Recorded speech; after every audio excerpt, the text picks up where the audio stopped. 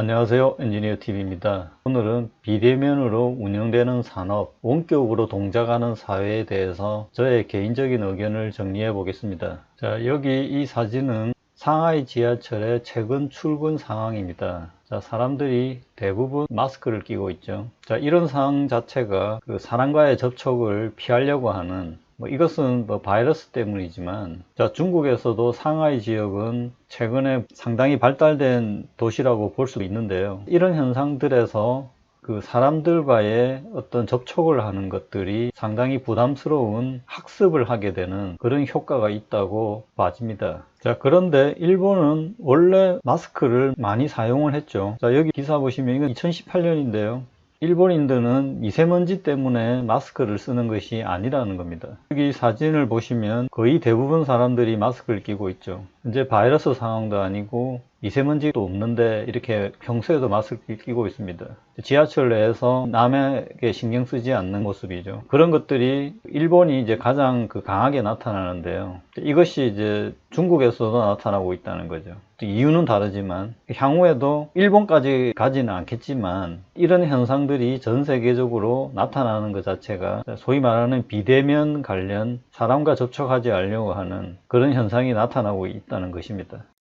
실제 직장인들은 가장 많이 직장에서 사람을 대면하게 되죠. 그래서 그것이 상당히 스트레스입니다. 이번 바이러스 때문에 조사를 한 내용이 있는데 직장인 67%가 재택근무를 하고 싶다고 답했습니다. 첫 번째 이유가 바이러스 감염 때문이죠. 자, 이 부분은 지금은 특수한 상황이기 때문에 열애로 하고, 그 다음 내용을 보면 출퇴근 시 대중교통을 이용하기 싫어서. 자, 앞부분에 지하철에서 마스크 낀 일본 사람들 풍경을 봤죠. 자, 그것은 이제 극단적인 상황이죠. 자, 중국도 지금 그렇게 가고 있고, 이 바이러스 상황이 아니다 하더라도 대중교통 이용하는 것 자체가 스트레스입니다. 많은 사람을 접촉하는 것들, 그런 사람들이 많다는 거죠. 그 다음 편안한 분위기, 집안일을 병행할 수 있어서 이것은 집에 있으니까 편안하다는 느낌이 있죠. 자, 여기 이제 네 번째가 좀 더 핵심적인 내용인데, 회사 사람을 안 봐도 돼서, 그죠? 사람 보는 것 자체가 스트레스라는 겁니다.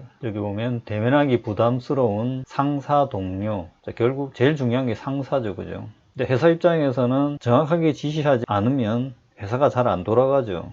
상사가 직접 보고 업무를 지시하든지 회의를 소집을 해야 되는데, 회사에서 가장 힘든 상황이 회의에 참석해서 윗사람의 업무 지시를 받는 것이 가장 힘든 상황입니다. 그 상황이 하기 싫은 거죠, 그죠? 집에 있으면 상사 얼굴을 안 봐도 되고, 얼굴을 안 보면 업무 지시가 줄어들죠. 결국 업무 효율성이 낮아지고 소위 말하는 조직 관리가 안 된다는 겁니다. 이것이 가능하기 위해서는 시스템이 필요하죠. 그리고 원격으로 매니징하는 사람이든지, 제가 생각에는 AI가 이것을 담당할 것으로 보고 있습니다. 상당히 많은 사람들을 한꺼번에 관리를 해야 되기 때문에 회의를 소집하기도 힘들죠. 가령 화상회의 같은 경우에야 가능하겠지만, 그렇게 하는 것은 상당히 비효율적이고 모든 사람들이 시간을 맞춰야 되기 때문에 특별한 경우가 아니면 매일 그렇게 하는 것은 재택근무의 의미가 없습니다. 똑같은 이야기를 따로따로 한꺼번에 할 수 있는 것은 결국 시스템이죠. AI가 가능하다고 봅니다. 자, 결국 매니징이 가능하다고 그러면 재택근무가 좀 더 활성화될 것으로 봅니다. 자, 재택근무를 하게 되면 프로그램이 필요하게 되죠. 많이 다운받아지고 사용되고 있습니다.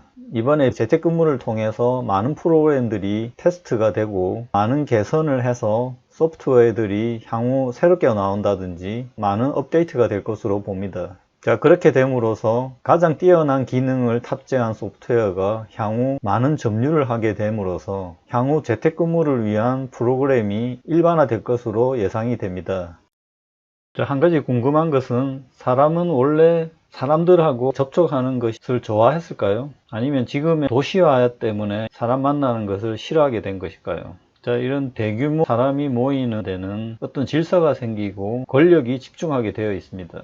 자, 이것은 이제 원숭이 패싸움 관련인데, 왜 이렇게 싸우게 되었느냐? 원숭이 개개인 입장에서는 싸움 같은 거 하고 싶지 않았겠죠. 내용을 보면 원숭이 두 무리가 각자 구역을 정해놓고 생활해 왔는데, 한 무리가 다른 무리의 구역을 침범해 싸움이 벌어졌다는 겁니다.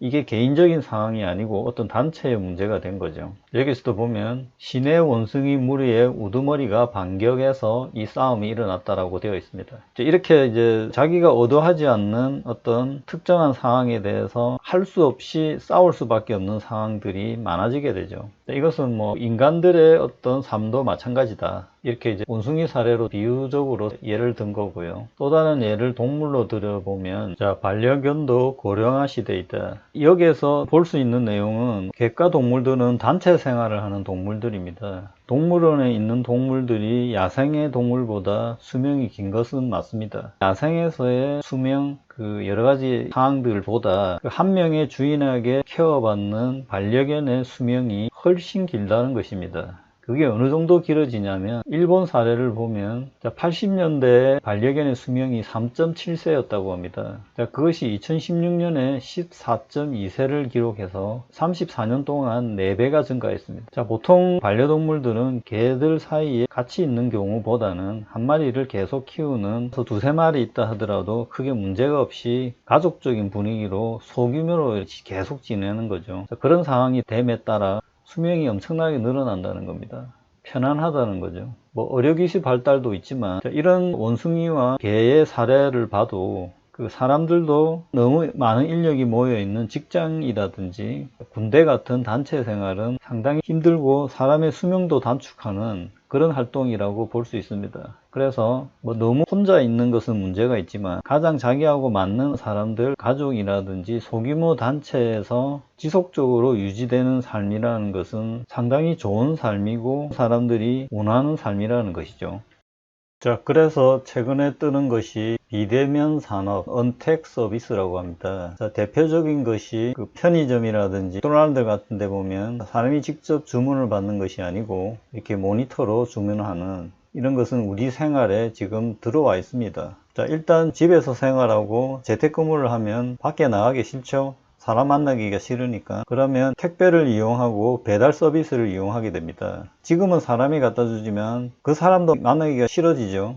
그래서 이제 드론 서비스가 시작됩니다. 드론 서비스 경우에는 특별한 위치가 지정돼야지 가능한 서비스지만 어떻든 사람을 만날 필요가 없게 되는 상황이라는 것이 포인트죠. 실제 사람을 만나야 되는 상황이 발생하면 어떻게 되느냐. 이것은 영화의 한 장면이지만 이렇게 복장을 갖추고 서비스를 제공하는 사람들도 사람을 만나는 것에 대한 부담이 있기 때문에 준비된 복장으로 만나게 되는 것입니다. 그게 지금은 바이러스라는 매개체를 막기 위해서 저런 복장을 하지만 이런 것들이 어떤 의미가 있냐면 사람을 만날 때는 일상적인 어떤 상황으로 만나는 것이 아니고 그런 사람들은 평소에 아는 사람들, 소수의 사람들이고 모르는 사람을 만날 때는 사람을 만나는 것을 많이 하는 서비스 업종들은 칸막이를 친다든지 어떤 복장을 갖추고 만나게 된다는 것입니다. 그래서 이런 서비스를 하는 사람들의 비용은 상당히 높아지겠죠. 쉽게 제공할 수가 없기 때문에 지금 바이러스 상황이 이제 그런 모습이 아주 강하게 나타나는, 아주 극단적으로 나타나는 상황이라고 볼 수 있겠습니다. 이것이 다시 일상으로 돌아올 때도 완전히 돌아가는 것이 아니고 여기에 받았던 어떤 문화들이 남게 되고, 재택근무 같이 사람들은 사람이 많은 직장에서 일하는 것이 원래 부담스러워 했다는 것입니다. 비대면의 대표적인 산업이 CCTV죠. 이것은 우리 전반에 다 이렇게 깔려 있습니다.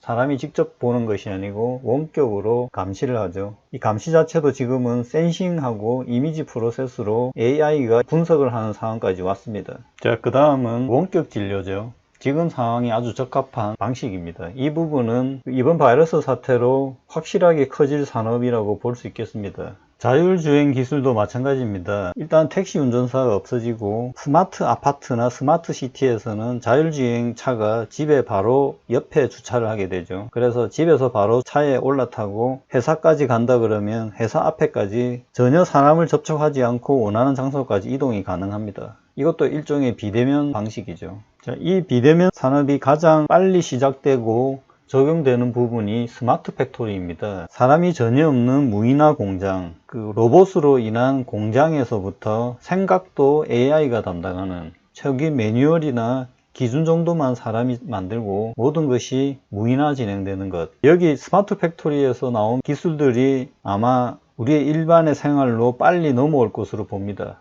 제가 앞부분에 설명드린 내용들이 극단적으로 나타나는 모습을 보여주는 영화가 있었는데요. 브루스 윌리스 주연의 서로게이트라는 영화입니다. 이 부분이 사이보그입니다. 그러니까 대면 접촉을 하기 싫어서 사이보그가 대신 나가고 자기는 집에서 원격 조종을 하는 것입니다. 이 영화는 사이보그를 만드는 영화였는데 따지고 보면 비대면과 아주 유사한 상황입니다. 그러니까 진짜 로봇이 있고 이것은 전부 다 원격 조종이 되는 사이보그죠. 실제 사람은 집에서 이렇게 원격 조종을 하는 겁니다.